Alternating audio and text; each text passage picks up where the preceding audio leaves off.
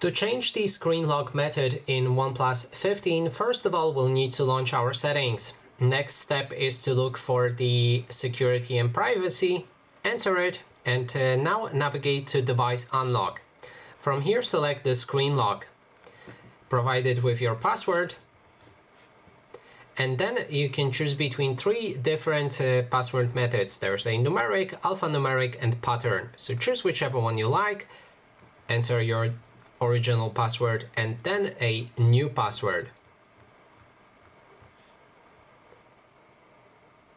Click on OK. Okay, it needs to have more letters in this case. Oh, okay, sorry.